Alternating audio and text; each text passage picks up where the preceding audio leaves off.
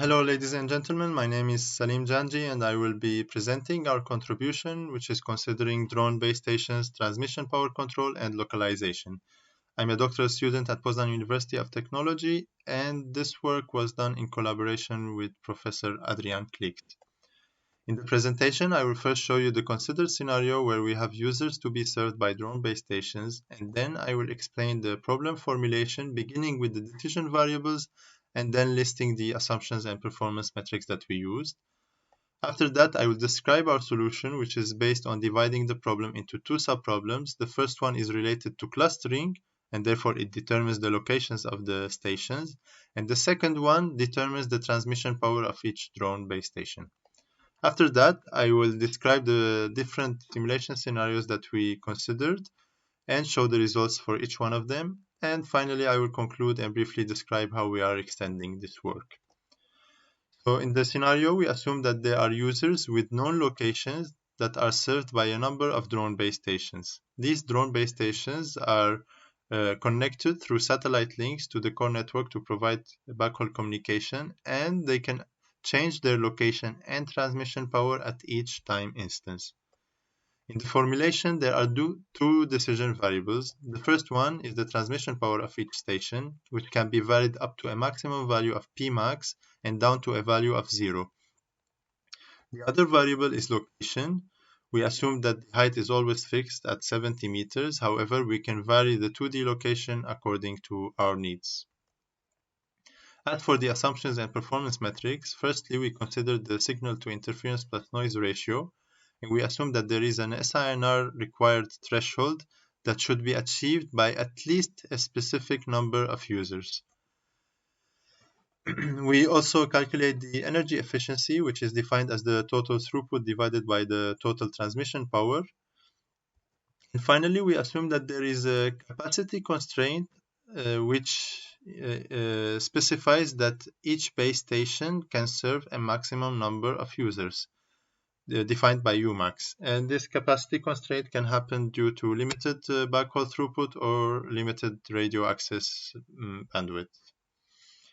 As I mentioned, we divide the problem into two subproblems. The first one is related to clustering, and here we assume that we know as input the user's locations and also the drone base station's transmission power settings. These power settings are received from the algorithm that will be solving the second subproblem, but for now let's just note that we have the power settings at our disposal.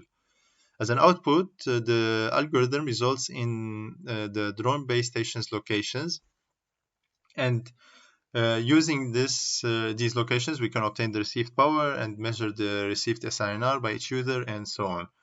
As a criteria for determining the locations, we try to minimize the path loss and reduce interference, and finally also manage outliers. And by outliers, I mean those users that have their locations far from the larger other group of users. And as I said, we can measure performance, so we can check if each base station is satisfying the capacity constraints at these power settings, or check also the SINR requirements and also calculate the energy efficiency. In the second subproblem, we assume as an input the required SINR threshold and the required number of users achieving this threshold. We also need to know the required capacity constraint, and finally, we can also make use of the experience or history from previous different settings of transmission power. As an output, we receive the power settings, and these settings are determined according to the following criteria. We want to achieve the required number of served users while conserving the capacity constraint, and after setting both of these conditions to true, then we proceed by maximizing the energy efficiency. For clustering, we use a modified version of the expectation maximization algorithm. And in the standard algorithm, we usually have a number of clusters defined. So here in this example, we have two clusters, and each cluster is defined by its normal distribution parameters. So that is the mean and the variance.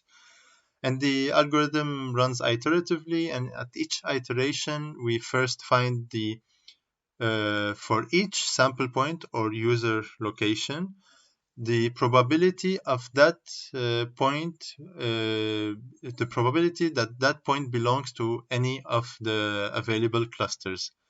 And using this probability, we then update the parameters, so the location and the variance of each cluster, in a manner which is in a magnitude that is proportional to these probabilities that were previously obtained.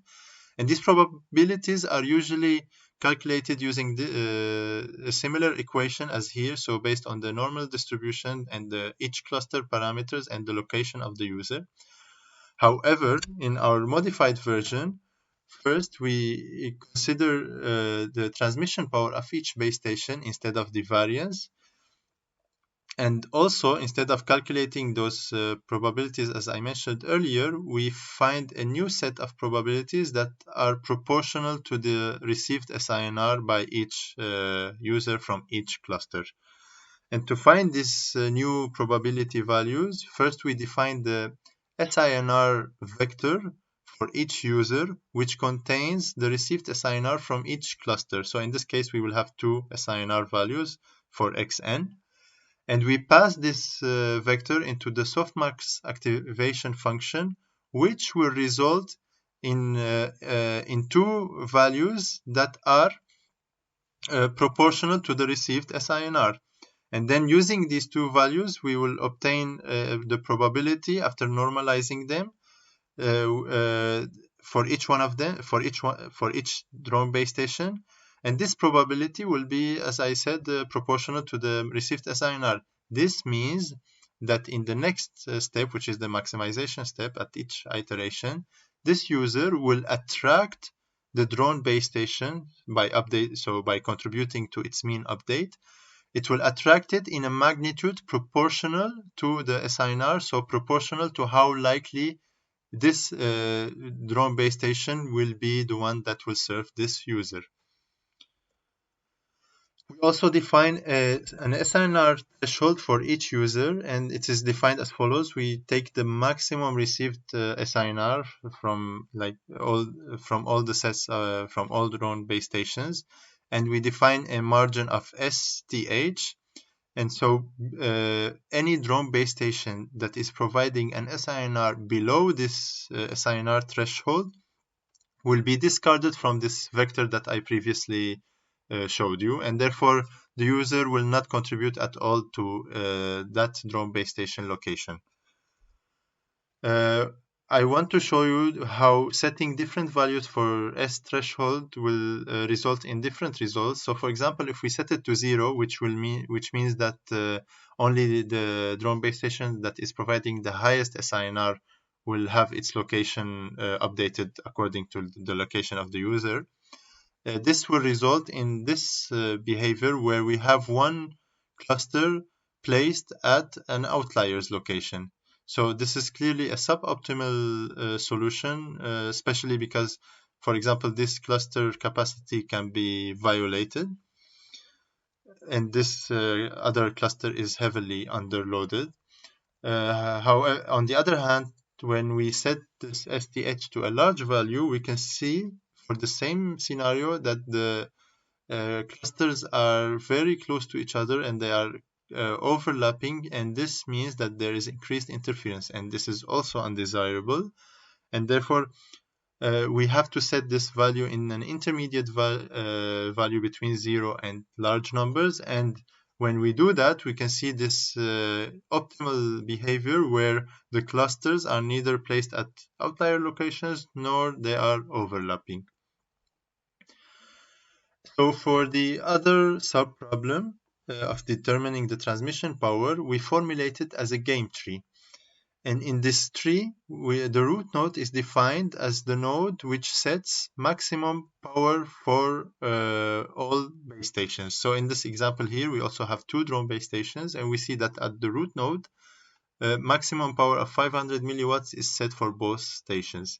And child nodes are created by decreasing a single drone base station transmission power by a predefined value of 100 milliwatts. And as we see in this example here, child nodes are created by decreasing each a single drone base station further and further. Now we can solve this game tree using Monte Carlo tree search algorithm, and to do so we first need to obtain a score for each for each node, excuse me. And how we obtain the score is as follows. So after seeing what is the transmission power settings for a given node, we perform the clustering algorithm that that I explained previously, and after performing this algorithm, we can measure the number of served users that are achieving this required SINR threshold. And if it is below this requirement of NTH, then the score is defined as this number of served users divided by the total number of users. And setting the score this way will guide the tree search in the direction where this number will increase, which means we will keep increasing this value until we satisfy this requirement. Then, if this requirement is satisfied, the score of a node is defined as this fixed value of NTH divided by U, which does not change, plus a variable value of the energy efficiency divided by the bandwidth. So after achieving the number of served users requirement, we turn into maximizing the energy efficiency. Now in Monte Carlo tree search, we progress in the tree search by selecting new nodes, and when we reach a newly selected node, so we visit this node for the first time, we check its score. If its score is higher than as shown here in this example, the new node score is 0.7, and since it is higher than all of its ancestors' scores, then a win has occurred. So the game is won, and at this iteration. And the score is back propagated to the root node, and the scores of each node on the path is updated such that this path will be more likely selected in future iterations. On the other hand, there could be a loss that happens when we select a node that has a score which is lower than its highest ancestor score, such as this example here, where we have 0.58, which is lower than 0.64. And we perform this Monte Carlo tree search for a number of iterations at each time step. And every time we either start with the root node or the last winning node. So for our simulation, we consider two scenarios. In the first one, we compare our algorithm performance to another algorithm that is mentioned in literature, which uses particle swarm optimization to find the 3D locations of all drone base stations. We run both algorithms for 200 iterations with having 500 users and either 14 or 15 or 16 drone base stations serving those users. In the second scenario, we compare our work against the baseline scheme in which drone base stations are uniformly deployed with maximum transmission power, and where we have moving users that are moving according to the random waypoint mobility model. We run our Monte Carlo tree search every 5 seconds for 20 iterations, and we have, in this scenario, 200 users and either 5 or 6 drone base stations. The first results that I want to show you that are related to the first scenario where we compare with the PSO solution are the achieved number of users that have their SINR requirement satisfied. In the case where this SINR requirement is minus 2 dB, we see that our algorithm is always able to satisfy this requirement, which is indicated by this black line. So we need around 0.75 users that achieve it, and we see that our algorithm achieves it even without any Monte Carlo tree search, so even without reducing the transmission power of any drone base station at all. And this means that the clustering algorithm is already satisfying this constraint. On the other hand, if we look at the PSO-based solution, we see that it is not able to satisfy this requirement unless the number of drone base stations is 16. Another interesting thing to note here is that you can see that this number of third users is decreasing because since the requirement is achieved, the algorithm is focusing on improving energy efficiency and regardless of what is the number of served users. When we increase this SINR requirement to 0 dB, we see that the PSO solution is never able to find this to satisfy this requirement of NTH. However, our algorithm is still able to satisfy it, and in the case where we have only 14 drone base stations, our algorithm finds the solution after 31 iterations. The second result that I want to show you is the energy efficiency achieved by both algorithms. So we see that the PSO, since it does not reduce the transmission power and it does not even improve the number of served users after or the SINR of users after a number of iterations, it achieves a constant performance. However, our algorithm substantially improves the energy efficiency. And an interesting observation here is we see that for a larger number of drones, so when we have 16 drones, we need in total less power than when we have 14 drones. So in 16 we need 1.4 kilowatts. However, when we have 14 drones, we only need we need more power, and that is 1.6 kilowatts. And this means that increasing the number of drones while deploying them intelligently actually results in decreased total power consumption, which is kind of counterintuitive. In the case where we have a higher SINR threshold requirement of 0 dB, we can observe the same observations. However, we see that even the reduction in total required power when we when we have 14 drones than when we have 16 drones, it is even higher. So for 14 drones we need in total 3 kilowatts. However, when we have 16 drones, the total power is greatly reduced to 1.7 kilowatts. Now for the second scenario, as I said, we run the Monte Carlo tree search every 5 seconds, and so we can see here that the number of served users that are achieving the required SINR threshold, it is actually being reduced and increased every 5 seconds because the users are moving, and so the solution that was found at the beginning at each interval is not the optimal solution.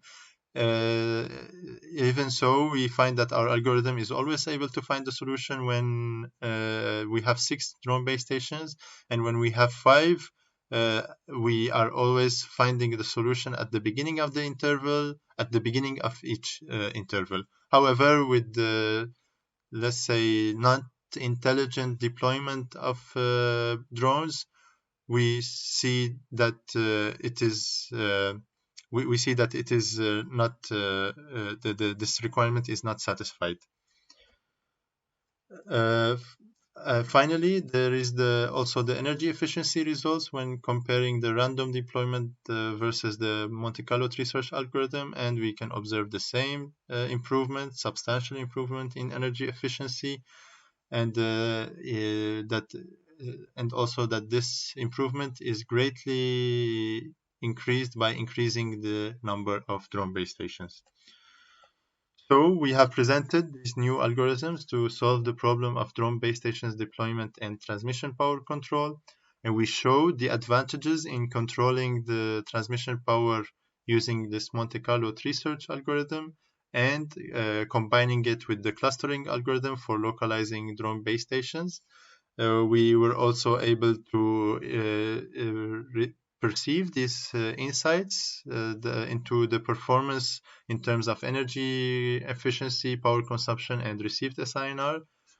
And finally, currently we are extending this work by including and optimizing the backhaul aspect of this problem and simulating the user's scheduler to obtain more insights into the practical deployment of such networks.